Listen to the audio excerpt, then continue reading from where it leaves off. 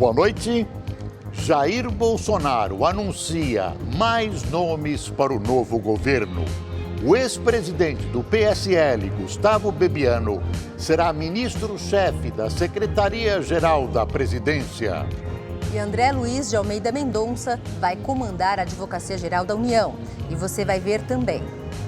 Em entrevista exclusiva ao Rede TV News, vice-presidente eleito Hamilton Mourão fala sobre o papel dele no governo e afirma que a relação com o Congresso Nacional será saudável. A política com P maiúsculo tem que ser praticada pelo diálogo constante. Estudo revela que 85 mil crianças morreram em 3 anos e meio durante a guerra do Iêmen, a maior crise humanitária do mundo. Missionário americano é morto a flechadas ao entrar em ilha ocupada por tribo indígena. Palmeiras de Filipão, perto de fazer história no futebol nacional. O time pode conquistar hoje o decacampeonato brasileiro. As principais notícias do Brasil e do mundo, agora no Rede TV News.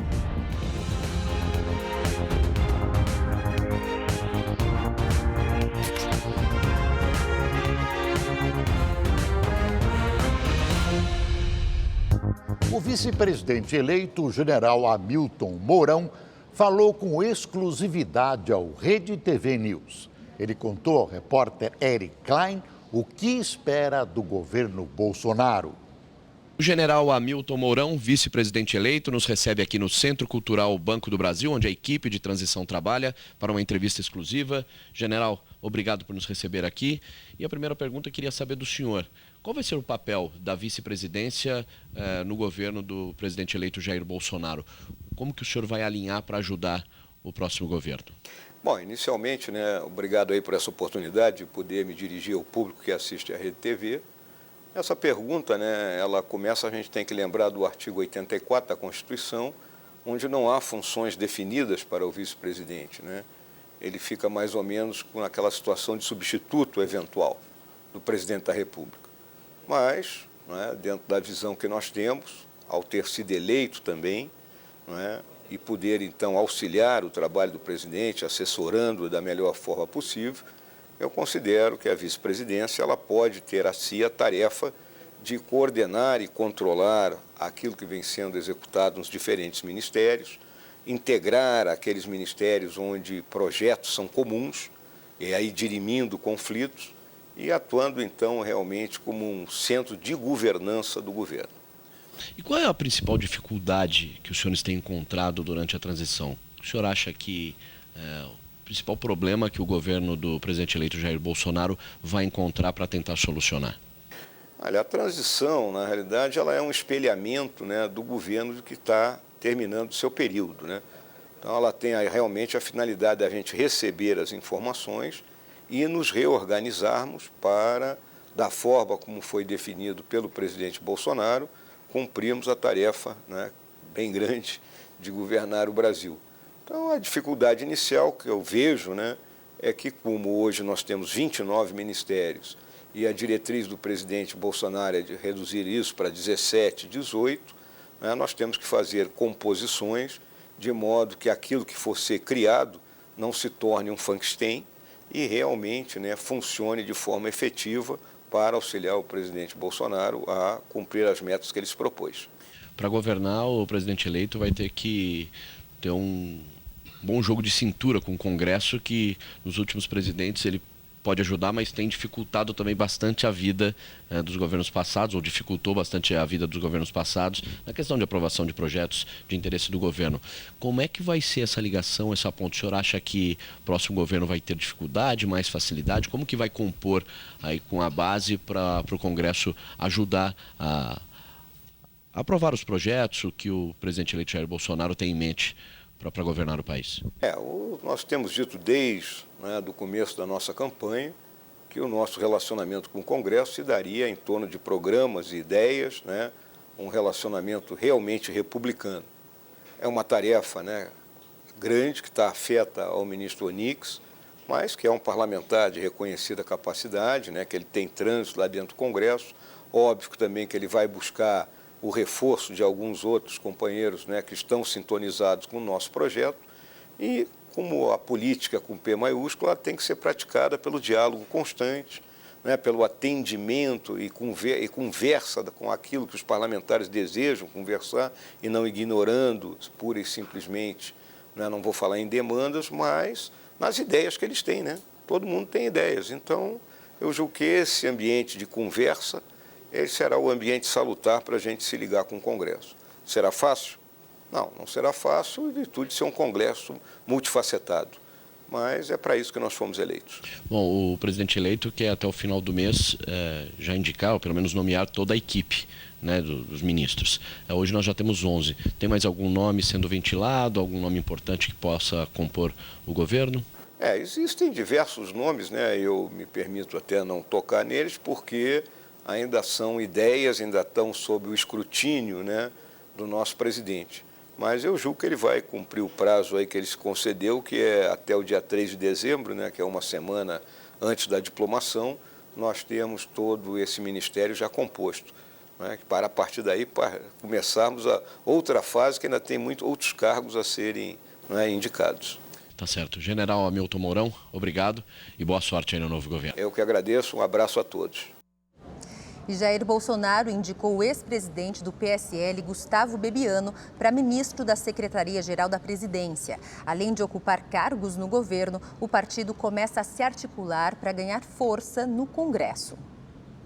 Gustavo Bebiano foi anunciado como ministro da Secretaria-Geral da Presidência logo depois de uma reunião de Jair Bolsonaro com a equipe de transição. O futuro ministro foi um dos articuladores da campanha e manterá a proximidade com o presidente eleito, já que trabalhará dentro do Palácio do Planalto. Como secretário-geral, ele será responsável, entre outros assuntos, pela Secretaria de Comunicação, pelo Programa de Parceria em Investimentos, que trata de parcerias público-privadas, e pela parte administrativa, que responde por servidores, imóveis e compras da presidência. Eu diria que a principal tarefa da secretaria é o trabalho de modernização do Estado, desburocratização, GovTech. Talvez pela primeira vez o governo federal olhando para a sua atividade fim, que é servir bem a população. O futuro ministro já adiantou que um dos cotados para assumir a Secretaria de Comunicação é Carlos Bolsonaro, filho do presidente eleito e vereador do Rio de Janeiro. Gustavo Bebiano é o segundo nome do PSL a ser indicado para a equipe ministerial. O primeiro foi Marcos Pontes, que ocupará o Ministério da Ciência e Tecnologia. Mas o partido também se articula para crescer dentro do Congresso. Com o resultado das eleições, o PSL já tem a segunda maior bancada da Câmara, com 52 deputados eleitos. Mas trabalha para tirar o Partido dos Trabalhadores do primeiro lugar, com a filiação de pelo menos mais 8 parlamentares. Os deputados eleitos do partido se reuniram nesta quarta-feira para discutir os rumos da bancada e não descartaram a possibilidade de disputar a presidência da Câmara. O PSL, por ser hoje a segunda maior bancada e com a expectativa de se tornar a maior bancada, eventualmente pode sim lançar um candidato. Por que não? Agora, tudo isso tem que ser alinhado, porque nós temos, além da questão da presidência da Câmara, outros espaços importantes que nós não abrimos mão, como a CCJ, por exemplo. Bolsonaro compareceu rapidamente ao evento, que foi fechado. Além disso, ele também recebeu os embaixadores da Rússia, Líbano, Portugal e Paraguai e anunciou mais um novo nome para o governo.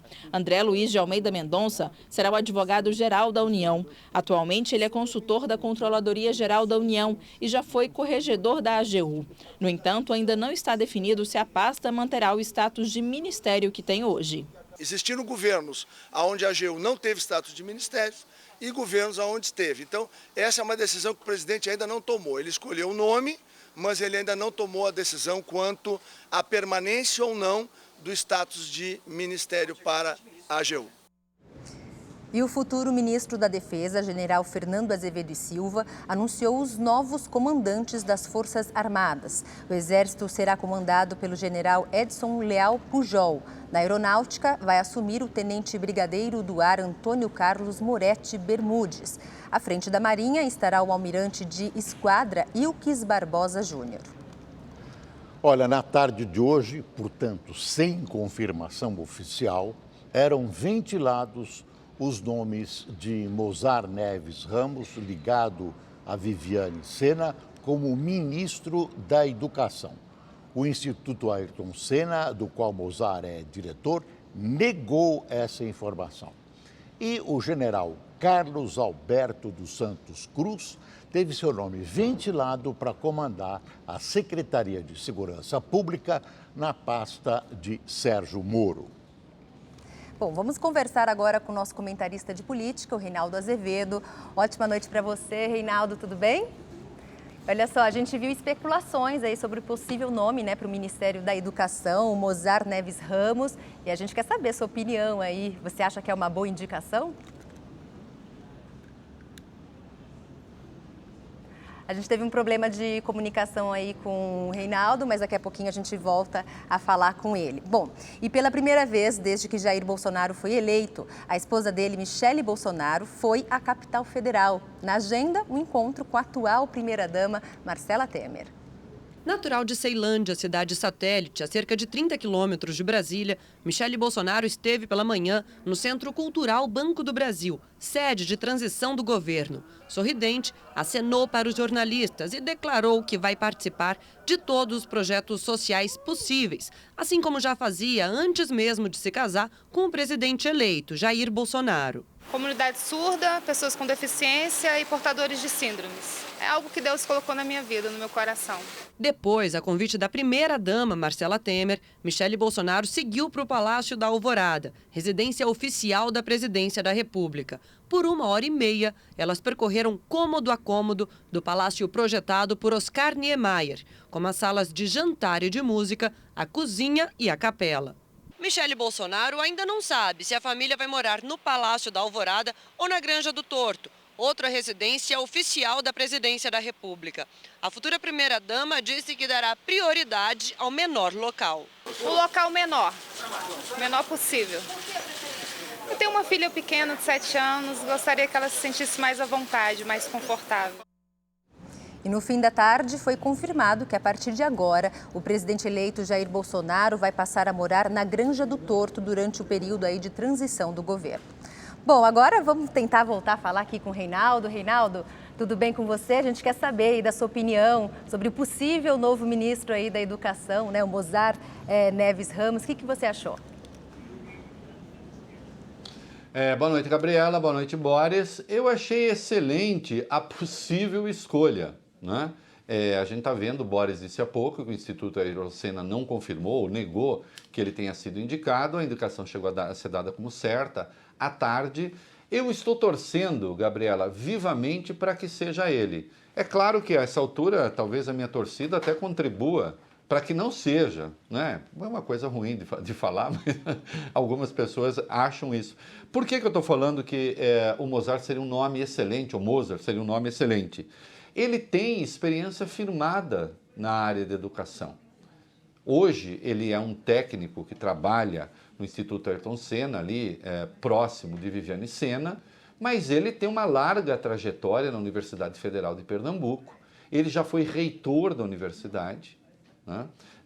Em 2 governos, diga-se de passagem, o governo Miguel Arraes e o governo Jarbas Vasconcelos, ambos com sotaque de esquerda. Não obstante, ele fez na universidade um trabalho técnico. Ele já presidiu a Andifes, que é a Associação dos Dirigentes de Universidades Federais. Ele já presidiu o CONSED, que é o Conselho dos Secretários de Educação. Ele já foi secretário de Educação de Pernambuco também. Logo, tem uma larga experiência nessa área. E numa universidade, que é a Universidade Federal de Pernambuco, em que o debate sempre foi, como direi, bastante efervescente. Eu mesmo, uma vez, dei uma palestra na Universidade Federal de Pernambuco a convite de um grupo de estudantes liberais de lá, e antes de eu fazer minha palestra, a esquerda passou fazendo panfletagem contra a minha presença na universidade. O que eu tenho a dizer a respeito? Universidade é assim mesmo. As pessoas se organizam, protestam. O fundamental é que haja liberdade de pensamento, o fundamental é que haja liberdade de expressão. Então seria excelente o nome do Mozart Ramos para este cargo. Agora, a gente já viu que houve reações dos setores mais conservadores ligados a Bolsonaro, porque consideram que ele não faria, digamos, ele não teria o preciso alinhamento ideológico com a direita ou a extrema-direita. Olha, esse é o tipo de crítica que mais prejudica o governo Bolsonaro do que ajuda. Ora, o que se quer no Ministério da Educação, se não alguém que é considerado isento, que é considerado moderado, que conhece a área? Então, eu tenho só elogios à eventual indicação do Moza para o Ministério da Educação. Acho que é uma pessoa adequada. Eu não o vejo comprometido de fato, e talvez por isso a extrema-direita esteja reagindo, com essas bobagens de escola sem partido que vão levar a guerra para o ensino e não vão resolver nada. Sempre lembrando, ademais, para concluir, que os problemas graves da educação brasileira estão concentrados mesmo nos estados, que respondem pelo ensino fundamental e pelo ensino médio. Também nessa área, este possível ministro tem experiência. Eu espero que o Jair Bolsonaro resista a essas pressões do seu entorno, do seu próprio grupo e faça uma escolha técnica, assim como técnicas são as escolhas feitas para a área econômica. E é onde se concentram, por exemplo, as esperanças de que o país e que o governo possam dar certo. Então, por que não fazer escolha técnica, né? Sempre será o melhor caminho. E a educação, insisto, e todo mundo insiste, qualquer pessoa que estude a área sabe, a educação é o centro nervoso da recuperação do país, é o centro nervoso do salto que o país tem que dar rumo ao desenvolvimento. Tomara que seja ele. Boa noite, Reinaldo. Obrigado e até amanhã. O presidente Michel Temer se reuniu hoje em Santiago com o presidente do Chile, Sebastián Piñera, para a assinatura de um acordo de livre comércio. O Chile é o segundo maior parceiro comercial do Brasil na América do Sul. As informações com a enviada especial a Santiago, Luciana Tadeu. A negociação foi em tempo recorde, cerca de 5 meses. O Brasil é o principal destino dos investimentos chilenos e o comércio bilateral somou 8,4 bilhões de dólares no ano passado. Desde 2014, Brasil e Chile não aplicam tarifas no comércio bilateral e agora os compromissos vão além. Abarcam diferentes temas que vão de assuntos trabalhistas ao comércio eletrônico. Uma das medidas no setor da telefonia deve beneficiar turistas, já que elimina a cobrança de roaming internacional para ligações telefônicas e para o uso de internet. Para entrar em vigor, o texto ainda precisa da aprovação dos congressos dos dois países. Segundo o Itamaraty, um dos objetivos do acordo é aproximar o Mercosul da Aliança do Pacífico. No Brasil, nós temos uma regra constitucional que determina que toda e qualquer política pública seja voltada para a integração latino-americana de nações. E quando eu disse isto, sugeria que talvez pudéssemos então fazer uma aliança entre o Mercosul e a Aliança do Pacífico. Antes de voltar ao Brasil, Temer disse que deve decidir nos próximos dias se veta o reajuste do judiciário e negou que pretende ocupar um cargo público no próximo governo. O senhor pretende ocupar algum cargo público no próximo governo? Zero. Luciana Tadeu, de Santiago, para o Rede TV News. O presidente Temer, que não tem vocação suicida, não vai vetar o aumento do judiciário que foi sugerido, proposto pelo STF e aprovado pelo Legislativo. Dois poderes da República aprovam e o Executivo, tudo indica, não vai ter coragem de vetar.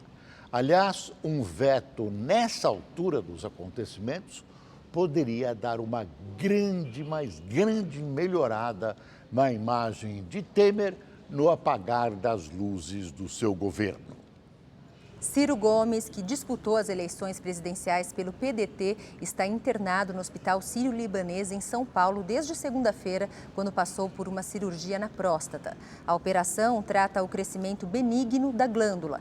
Em nota publicada nas redes sociais, a assessoria de Ciro diz que o procedimento transcorreu dentro da normalidade e que ele deve ter alta até o final desta semana.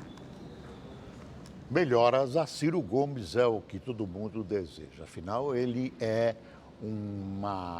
tem uma posição política que as pessoas, muitas delas não gostam, outras adoram, mas é um bom político de boa formação. Uma das dificuldades para o PT integrar uma frente de esquerda que se desenha no Congresso é exatamente a oposição de Ciro Gomes. Ele considera o partido e Lula responsáveis por sua não eleição à presidência da República. Outro entrave para essa formação de frente é a busca permanente do PT por hegemonia. As inscrições do novo edital do programa Mais Médicos, que foi aberto após a saída dos profissionais cubanos, começaram hoje com problemas. Pela manhã, o site do programa chegou a ficar fora do ar. Em nota, o Ministério da Saúde afirmou que recebeu mais de 1 milhão de acessos simultâneos, volume que é característico de ataques cibernéticos e bem maior do que o número de médicos em atuação no país. O Departamento de Informática do Ministério trabalhou para isolar os ataques. O processo de cadastramento será encerrado às 11h59 da noite de domingo. E a Colômbia quer que a Odebrecht seja proibida de fechar novos contratos públicos no país por 20 anos. No pedido, o governo argumenta que a empreiteira causou enormes prejuízos materiais, éticos e morais, corrompendo diferentes níveis da administração pública. E o Brasil criou, e de acordo, e o processo de cadastro. E o Brasil criou quase 58 mil vagas com carteira assinada em outubro. Boris? Obrigado, Gabriela. Como disse a Gabriela, o Brasil criou quase 58 mil vagas com carteira assinada em outubro. O resultado é mais fraco do que o registrado no mesmo período do ano passado, quando foram gerados mais de 76 mil empregos formais. 6 dos 8 setores da economia abriram vagas no mês passado. Destaque para o comércio, responsável por 34 mil contratações. Entre as regiões, apenas o Centro-Oeste registrou mais demissões que admissões. No acumulado do ano, o Brasil abriu quase 800 mil vagas de emprego formal. Bom, e hoje é o primeiro dia útil desde que o viaduto na Marginal Pinheiros, uma das principais vias expressas de São Paulo, cedeu. Então vamos lá para o Alto saber como está o trânsito na volta para casa com o repórter Ed Polo. Boa noite, Ed. Qual que é a situação aí que você está vendo? Oi, Gabriela, boa noite ao Boris, boa noite a todos. Nesse momento, a lentidão na região aqui da Marginal Pinheiros é de 51 quilômetros, segundo a CT, Companhia de Engenharia e Tráfego.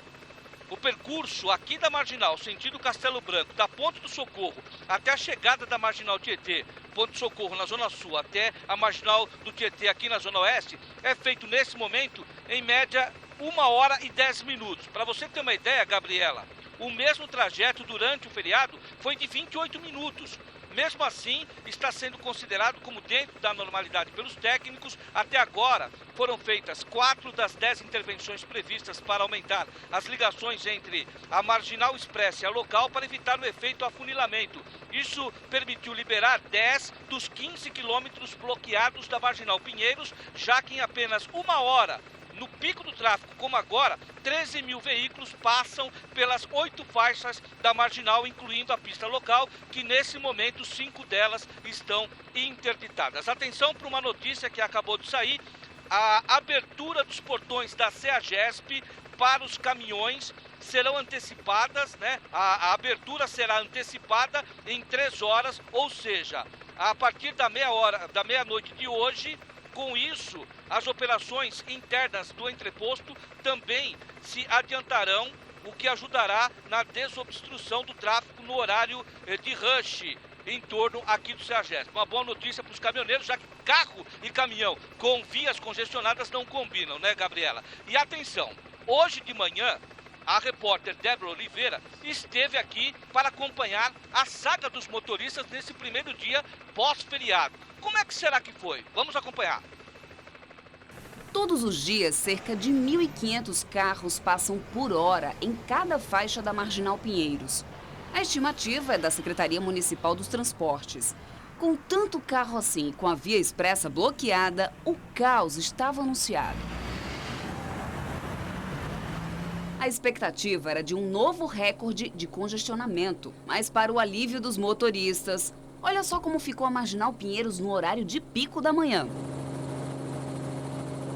A lentidão ficou cerca de 20% acima da média diária.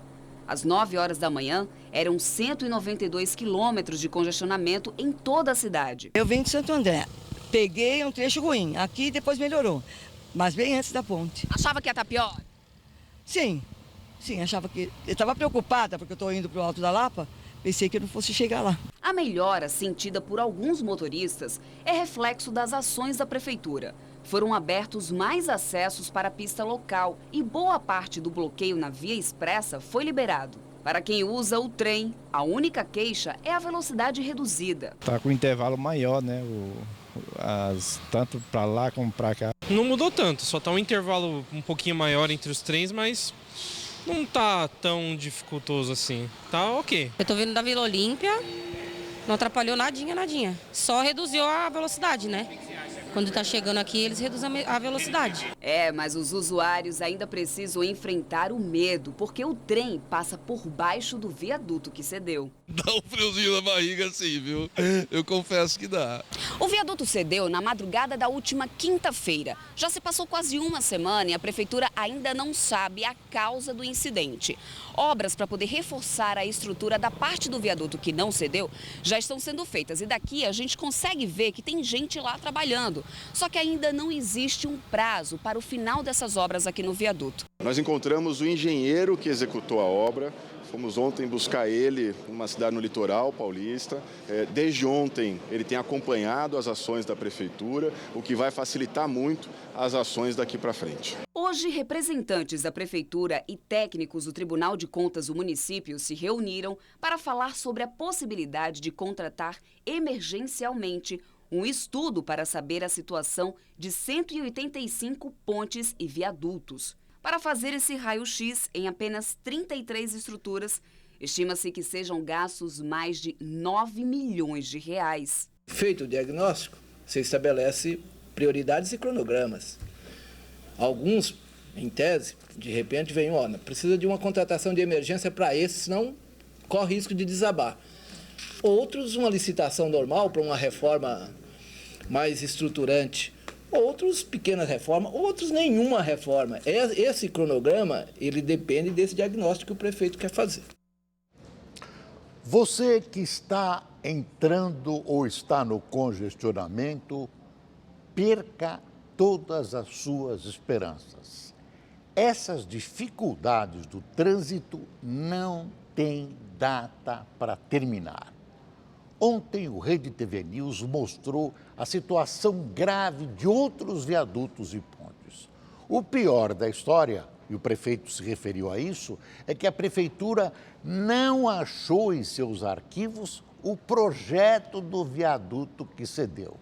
O engenheiro responsável, é isso que o prefeito contou, e o responsável pela construção, foi localizado passando os feriados no Guarujá, no litoral paulista. Agora, a prefeitura está tentando ter uma cópia do projeto original junto à viúva do arquiteto que projetou esse viaduto. É a bagunça total. Isso é uma vergonha.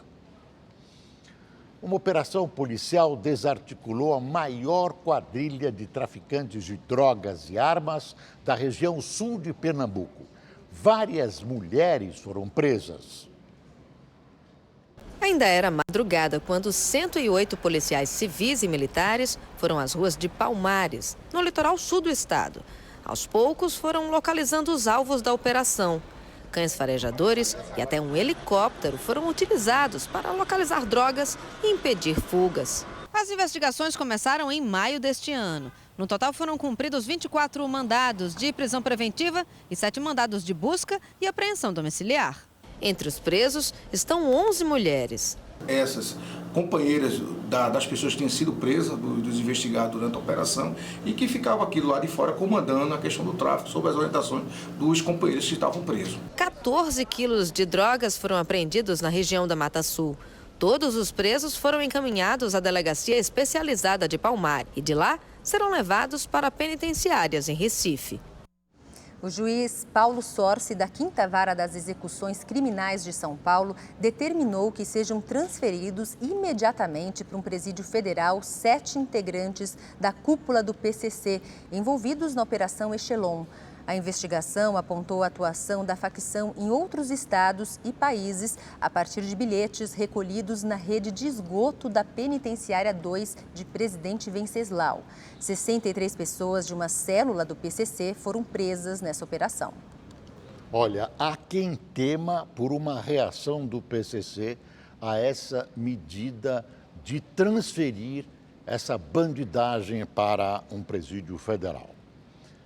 E em São Paulo, o empresário de 37 anos foi preso em flagrante após agredir a companheira, uma jovem de apenas 15 anos. Rodrigo Yamage agrediu com socos a adolescente com quem tinha um relacionamento há quase um ano. Segundo a polícia, a jovem conseguiu fugir e pediu ajuda a funcionários de um terminal rodoviário. No momento da prisão, Rodrigo tentava embarcar com documentos falsos para Londrina, no Paraná. Os dois são de Balneário Camboriú, em Santa Catarina, e estavam morando em São Paulo com autorização do pai da garota. Hoje, a mãe da jovem foi até o Conselho Tutelar buscá-la. Foi uma lição para mim, quem sabe eu poderia estar vindo buscar minha filha aqui morta, eu acho, entendeu? Ainda bem que ela está viva. Né, e que eu possa levar ela agora em segurança, que ela vai voltar para a escola, ela vai voltar a viver, ter uma vida normal. Edson Brites e mais 3 envolvidos no assassinato do jogador Daniel serão indiciados por homicídio qualificado e ocultação de cadáver. A esposa do empresário, Cristiana, e a filha dele, Alana, serão indiciadas por coação de testemunha e fraude processual.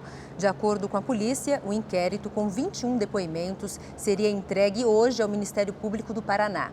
Os laudos do Instituto de Criminalística e do Instituto Médico Legal devem ficar prontos amanhã. Foi encontrado hoje o corpo da turista catarinense Fabiana Fernandes, de 30 anos. Ela estava desaparecida desde o último domingo, quando havia saído para percorrer uma trilha em Arraial do Cabo, na região dos Lagos, do Rio de Janeiro. A empresária foi achada nua, com lesões na cabeça e no corpo. Em sua última publicação nas redes sociais, ela mostrou uma foto do caminho que iria percorrer. E morreu hoje mais uma jovem vítima de afogamento na represa de Guarapiranga, na zona sul de São Paulo.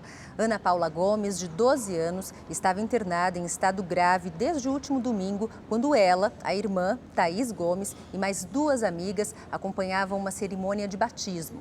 Thaís e as colegas morreram no local. Outros 2 homens se afogaram no final de semana na represa Billings, também na zona sul da capital paulista. E vamos agora à previsão do tempo. E antes da gente ver como fica o tempo amanhã, vamos falar desse friozinho fora de época. Olha só, em Santa Catarina, na região serrana, o dia amanheceu congelante. A temperatura mínima foi de 5 graus apenas e teve geada. Olha só, esse vídeo foi gravado logo cedinho, dá pra ver bem o gramado aí todo coberto de gelo. E olha, não foi só no sul não, viu? Até no Rio de Janeiro, os cariocas têm estranhado aí esse clima mais fresquinho, não é à toa não. A tarde de ontem foi a mais fria da primavera, com 18 graus. E aí, com ventinho, a sensação foi de mais frio ainda. Na capital paulista, mesma coisa, friozinho fora de época, madrugada gelada, 14,2 graus. E hoje cedo, muita gente saiu de casa bem agasalhado aí por conta desse frio. Isso que falta apenas um mês para começar o verão. E tem pergunta de telespectadora, vamos ver? Oi, Gabi, tudo bem? E aí, eu queria saber quando é que vai esquentar, né? Porque a gente tá quase no verão, né? Finzinho de primavera e a gente ainda tá vindo cheio de casaco pro trabalho e eu pretendo deixar eles guardados nos próximos dias. Então, fala pra gente quando é que o tempo vai melhorar. Um beijo. Beijo, Mari. Olha só, o sol volta a aparecer amanhã em São Paulo e com isso a temperatura começa a subir aos poucos e até sábado chega aos 27 graus, mas não dá para guardar o casaco ainda não, porque segunda-feira volta a esfriar, tá? E o tempo fica mais aberto, ensolarado amanhã em praticamente todo o sudeste do Brasil. Só no Espírito Santo é que fica aí com o tempo ainda carregado, muitas nuvens e chuvoso. Nas outras áreas, o sol volta a aparecer, esquenta mais e as pancadas de chuva ocorrem mais para o finalzinho da tarde. Vai ser assim em praticamente todo o Brasil. A gente vê aqui, olha, as chuvas devem atingir desde o Ceará, Piauí, Maranhão, todo o norte do Brasil, centro-oeste até o sudeste. Portanto, o tempo só fica firme mesmo, sem chuva, desde o Rio Grande do Norte até áreas aqui do extremo norte de Minas Gerais e em quase todo o sul do Brasil, onde tem previsão de chuva e o tempo fica aí mais encoberto em toda a faixa aqui do litoral do Paraná e também de Santa Catarina. Então vamos lá para Florianópolis, onde o dia amanhece com muitas nuvens, nublado e aí começa a ter chuva só no finalzinho do dia, mesmo assim a máxima chega aos 27 graus. Agora a gente vai para o Rio de Janeiro, atenção cariocas, o sol volta a brilhar amanhã e também volta a esquentar, olha só, máxima de 28 graus. Vamos dar uma olhadinha em outras temperaturas? Máxima de 32 graus em Cuiabá, 33 em São Luís e Fortaleza e 34 em Palmas. Todas essas capitais aí quente com sol, mas tem previsão de chuva, viu, Boris? Quase 2 milhões de crianças sofrem de desnutrição e 400 mil correm o risco de morrer de fome. É o que revela um estudo divulgado hoje. Os detalhes com o nosso correspondente na Ásia, Marcelo Espíndola. Mesmo desnutrida, com fome e braços raquíticos, esta criança ainda consegue sorrir. Ela é uma sobrevivente. Segundo um levantamento da ONG internacional Save the Children, cerca de 85 mil meninos e meninas com menos de 5 anos morreram de fome e doenças nos últimos 3 anos e meio, período em que a guerra no Iêmen se tornou mais violenta. Nesta outra imagem, crianças desesperadas raspam o fundo da panela com farinha e água. A angústia atinge pais e mães que não têm como alimentar os filhos. Quando eu faço o café da manhã, rezo para que possamos almoçar. Quando o almoço chega, me pergunto o que teremos para o jantar. Eu me pergunto o que preparar ou cozinhar. E quando você vai dormir, você começa a pensar, meu Deus, o que eu vou dar de comer a eles amanhã? O estudo que revela esta tragédia humanitária foi baseado em dados da ONU. Por causa da guerra, as agências humanitárias não conseguem fornecer alimentos e suprimentos básicos. 14 milhões de pessoas sofrem com a fome severa. Destas, 60% morrem por doenças ligadas à desnutrição. É um país literalmente à beira da fome. 500 mil de jovens vivem no risco imediato. Precisamos nos concentrar nessa crise, porque é a maior crise humanitária que nós enfrentamos agora como comunidade internacional. Dos 333 distritos do país, 107 são afetados pela escassez de alimento. De um lado do conflito está como ator principal o presidente Abed Hadi. Hadi tem apoio militar e financeiro da Arábia Saudita. Contra ele, o povo Houthi, de orientação xiita, que tem suporte do Irã. Os Estados Unidos já venderam bilhões de dólares em armamento para os sauditas. Marcelo Espíndola, de Macau, para o Rede TV News. Nesse conflito, de um lado a Arábia Saudita e de outro o Irã exercitam suas forças armadas e os seus ódios às custas de um país paupérrimo como o Iêmen. Isso sob os olhares das grandes potências e da ONU, que fingem se preocupar com essa verdadeira hecatombe. E mais de 100 menores que faziam parte de um grupo de escoteiros teriam sido abusados sexualmente na Irlanda entre as décadas de 60 e 80. A descoberta alarmante é resultado de uma investigação de um grupo de trabalho liderado pela ministra da Infância, Catherine Zapponi. Ela encontrou evidência de 71 supostos abusadores e 108 vítimas ao promover a revisão de documentos históricos da Organização de Escoteiros da Irlanda. Na cidade de Strand, na África do Sul, um ciclista sobreviveu a uma facada na cabeça. Shaun Wayne foi atacado no caminho para o trabalho. Ele acredita que os homens queriam levar a bicicleta. O próprio Wayne pedalou com a faca na cabeça até um pronto-socorro próximo. Em Nova York, uma pessoa morreu num grave acidente na ponte do Brooklyn, um dos principais acessos para Manhattan. Outras 6 pessoas ficaram feridas. Dos 4 veículos que colidiram, 3 pegaram fogo. O tráfego ficou interrompido por toda a manhã. Um homem de 25 anos que estava sendo extraditado da Espanha para a Armênia morreu ao ser atropelado por um avião em um aeroporto de Moscou, na Rússia. O homem fazia uma conexão na capital russa, pegou um ônibus para mudar de terminal e invadiu a pista. Ele acabou atropelado por um avião que estava decolando. O piloto achou que havia atingido um animal e seguiu viagem normalmente. O corpo foi encontrado pouco depois, quando as autoridades notaram o sumiço do homem. O motivo da extradição dele não foi divulgado. Agora, olha só essa história. Um missionário americano foi morto a flechadas por um povo de uma ilha da Índia. O local é fechado para visitação porque é ocupada por uma tribo indígena isolada. Quem tem mais detalhes é a correspondente em Nova York, Luciana Camargo. O drama do americano John Shaw, de 27 anos, começou a partir do momento em que ele planejou desobedecer à lei e entrar em Sentinela do Norte, uma das ilhas do arquipélago de Andaman e Nicobar, onde é terminantemente proibida a visitação. A região é fechada para proteger os habitantes que vivem lá de doenças. Shaw queria evangelizar os indígenas e, no último dia 15, contratou alguns pescadores para chegar à ilha a 1.400 quilômetros de distância da costa da Índia. Os sentineleses são um povo misterioso, considerado um dos mais isolados e hostis da Terra. Eles rejeitam qualquer contato com o mundo exterior. Todos que tentam se aproximar são recebidos com violência. Foi o que aconteceu com John Shaw. No dia em que pôs os pés na ilha, foi ferido a flechadas. Ainda tentou caminhar, mas foi amarrado e arrastado pelos indígenas por uma corda, segundo os pescadores. Seu corpo foi abandonado numa das praias. Os 7 homens contratados para levar o missionário até lá fugiram com medo. Todos estão presos. E uma sindicância foi aberta. Uma equipe de resgate está próxima ao local e estuda estratégias para recuperar o corpo. Funcionários do Consulado dos Estados Unidos em Chennai estão colaborando com as autoridades locais nos esforços de busca. Até então, o último relato de violência na ilha de Sentinela do Norte foi em 2006, quando 2 pescadores foram mortos pela tribo. Segundo o censo indiano de 2011, 15 sentineleses habitam a ilha. Em 2001, eram 39. Acredita-se que muitos foram mortos pelo tsunami que atingiu a região em 2004.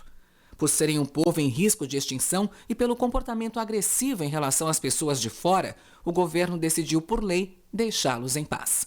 Luciana Camargo, de Nova York, para o Rede TV News. E se você quer rever esta ou outra matéria do Rede TV News, inscreva-se agora no canal da Rede TV no YouTube.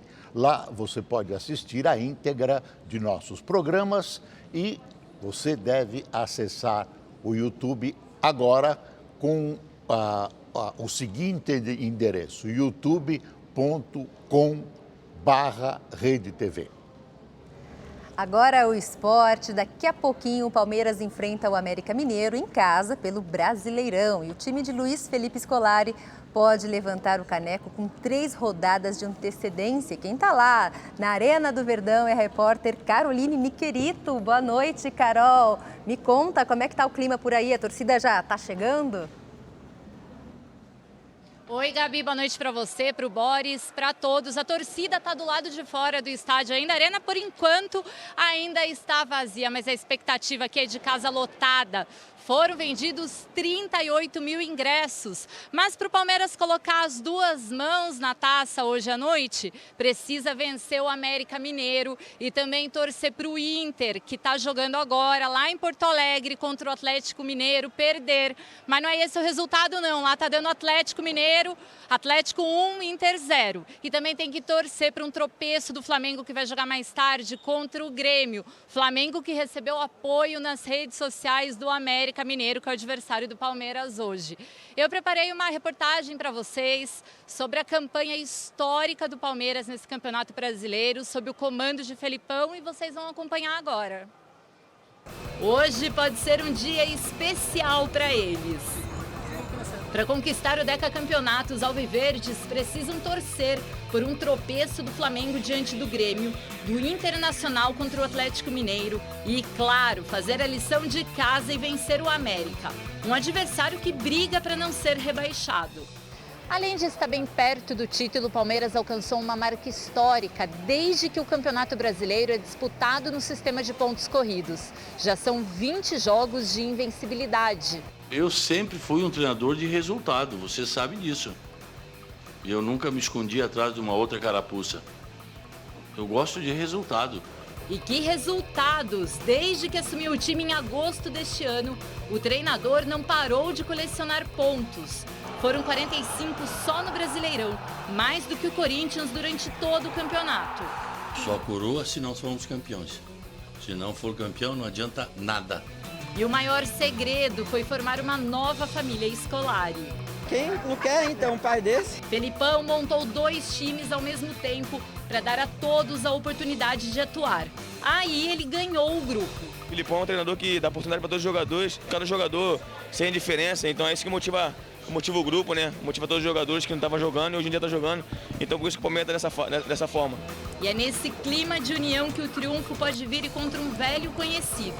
A estreia do comandante foi exatamente contra o time mineiro. 0-0 na Independência.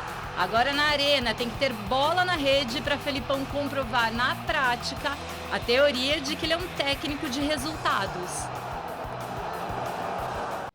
Um motorista morreu após perder o controle da direção e despencar dentro de um córrego na região da Pampulha, em Belo Horizonte.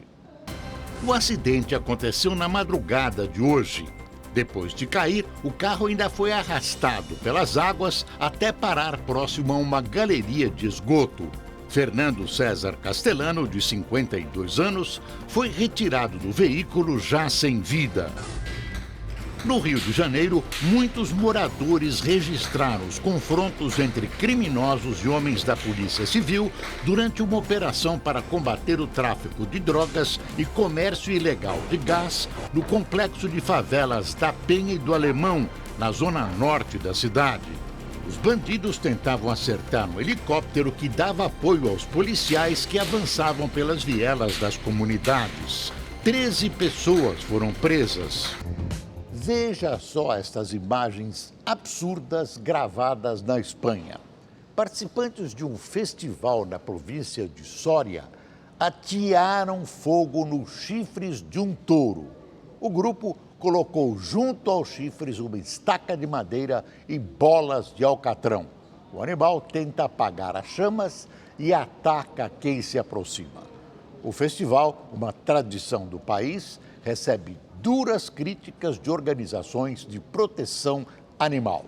No ano passado, um touro morreu após bater a cabeça em um tronco.